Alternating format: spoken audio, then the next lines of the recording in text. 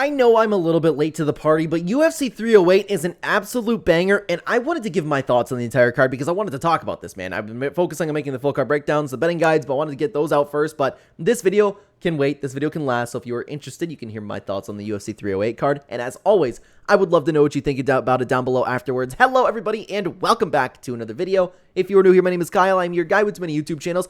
Let's start by taking a look, and MMA Orbit was the one that posted this initially, so thank you very much to MMA Orbit. We have UFC 308 Topuria versus Holloway. Elite Topuria versus Max Holloway is the correct fight to make, in my opinion. And guys, like, honestly, you know what? We're going to work from bottom to top over here. Geoff Neal, Rafael dos Anjos. This was the newest fight announcement to the card. I believe it wasn't announced along with the entire thing, but this is an absolute banger of a matchup. I love that Rafael dos Anjos is still taking on a guy like Geoff Neal, who is in the rankings, still super tough. Rafael dos Anjos, I will forever cheer for that guy whenever he fights, man, because he is such... If you want to talk about an actual BMF, that's Rafael dos Anjos, and Geoff Neal is a fantastic fighter in himself.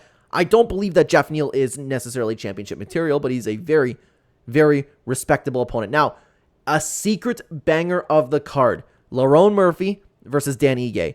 This is going to be fireworks, and this is going to be high level, and this is going to be a very, very important fight for the division.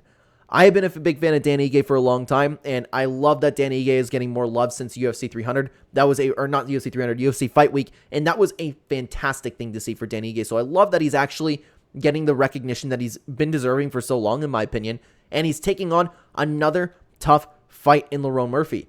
I don't really know who's going to win this one. If I had to guess, I would say Lerone Murphy, but Dan Ige is an incredible, incredible matchup for him. Now, another banger. Magomed Ankalaev versus Alexander Rakic. I'm a big fan of Rakic. I love watching this dude fight, and I want to see some grappling exchanges between the two because I'm not entirely sure how it would go. I actually want to say that Rakic might be able to get the one-up on Magomed Ankalaev, to be honest with you. I think this is a perfect fight for the division. I think that Magomed Ankalaev has been talking too much and just saying that he deserves a title fight instead of actually fighting a contender. I believe that the winner of this fight should absolutely be next for the title shot, and this is a #1 contender fight, especially, could they overtake Yuri?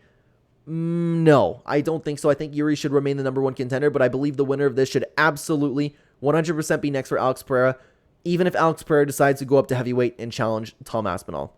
I don't think that's going to happen, but regardless, it's a fantastic fight for the division, and Alexander Rakic is my official pick to win there. Now we have another amazing fight in Ciryl Gane versus Alexander Volkov, a rematch. Alexander Volkov is a vastly improved fighter from the first time that he actually took on Ciryl Gane. Ciryl Gane's also been, and I actually agree with a lot of people on YouTube how they've been talking about Ciryl Gane, how he's been on movie sets, how he seems to be very content in life. You can see him just doing a lot of things other than just be laser focused on training. Now, of course, he could be doing that. From an outside perspective, that doesn't seem to be the case. Alexander Volkov, on the other hand, has been taking on opponents. He's been fairly active. He has beaten... He's become a better fighter than the first time that he lost to Ciryl Gane. So I cannot wait to see this. And honestly, I'd have to look at it a little bit more, but gut feeling, I'm picking Alexander Volkov to win the fight. I don't know how old Ciryl Gane is now, but I know Alexander Volkov is getting up there in age. Regardless, you can last with that in heavyweight. Now, Robert Whittaker being...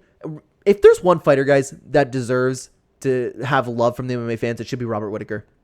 This dude is taking on Khamzat Chimaev again, and in my opinion, he deserves a title fight. I think he deserves a title fight over Sean Strickland. If he beats Khamzat Chimaev, there's no question he needs to get the title shot at middleweight. Even, I don't care if it's another fight without Adesanya. He deserves it after everything, after he's been through, and he's taken on tough fight after tough fight, short notice fight. Robert Whittaker has said yes to everybody. It is a 5-round middleweight fight for Robert Whittaker versus Khamzat Chimaev. Now, I think Robert Whittaker is going to take on a short notice opponent, maybe like a Jack Hermanson or somebody, or Brendan Allen, somebody that wants to step in and have a #1 contenders fight, or a #3 contender in Robert Whittaker's case. Could you imagine Sean Strickland steps in after all of that? But at this point, I don't believe Khamzat Chimaev is going to show up. I'm officially, completely lost hope in Khamzat Chimaev. And I've been back and forth that the times that this has been put together, I'm leaning towards Robert Whittaker to the win, but Khamzat Chimaev is so dangerous in the first round. But I do think, especially if it's 5 rounds, could you imagine if they were planning this fight at altitude like they were at the first time? Was it the Sphere? Is that where it is at altitude? Doesn't really matter.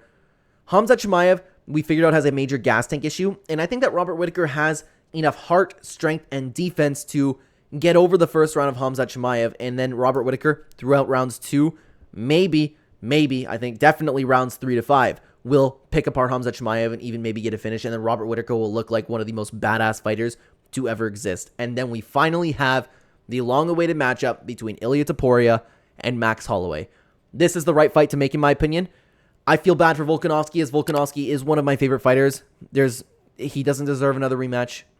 He's talking about going up to lightweight and even welterweight at this point. I think at this stage in both Ilia Topuria and Max Holloway's career, they would both beat Alexander Volkanovski. And this sucks, man, because if Max Holloway wins and Alexander Volkanovski ends up getting another win, like fights maybe the winner of Aljamain Sterling and, oh my god, who is Aljamain? Movsar Evloev. I forgot that who he's fighting, to be honest. The winner of that takes on Alexander Volkanovski. I would actually think Volkanovski would get the win over both those guys. Then Max Holloway's champion. What are they going to do? Have a fifth fight? No, like they're not going to keep going, just like Brandon Moreno, just like, and did I say fifth fight? It doesn't matter. You guys know what I'm talking about. Lots of fights over there. But to talk about this matchup specifically, I think Holloway dummies Ilia Topuria. And I'm not a Topuria hater. I know that there's a fair share of Topuria haters out there. I'm not a hater. I think his technique is absolutely beautiful. I understand the worry about him being a little bit of a shorter, really, really crisp boxer, and that's what Max Holloway had an issue with Alexander Volkanovski. But Holloway has entered another prime. Holloway is continuously getting better. Holloway will be able to push a pace on Topuria that we haven't seen from Ilia Topuria yet. I think he'll be able to handle it, but I think that Max Holloway is going to have a clear decision win, kind of like we saw with Justin Gaethje. I know that Topuria is way more technical and not as wild as Justin Gaethje, but I think that Max Holloway just enters this flow state. He's been incorporating more moves into his game plan every single time that we see him fight. He is one of the best pound-for-pound fighters right now. I truthfully don't think this is a close fight. I think that Max Holloway, and I'm not saying this as I'm a big fan of Holloway. I don't care for Ilia Topuria, but I'm not saying this as a Topuria hater either. I don't hate Ilia Topuria. I know a lot of people are just on the Bless Express. I'm not saying it for that reason. I just think that Max Holloway is going to keep his range. He's going to out-cardio Ilia Topuria. I think he's going to utilize more tools into his game that we haven't seen yet. That spin kick is getting better every single time that we see him fight. I just think that he's improving, and Topuria is fantastic. I just think it's a good matchup for Holloway. And I know that people are saying otherwise. Regardless, this is a fantastic, fantastic card. I cannot wait to watch it. It's all the way in October, and I'm sure that Khamzat Chimaev is going to pull out, and then we're going to get a different co-main event. Maybe Magomed Ankalaev will get changed. I don't know. Regardless, the card's phenomenal. The card's fantastic. I would love to know what you guys think about everything I just talked about down below. Thank you for being here. Thank you very much for watching. On the screen right now, you can check out this video if you want to keep watching the channel. YouTube thinks you like this video the best. Check it out right here, guys. I will see you over there or in the next video. Take care.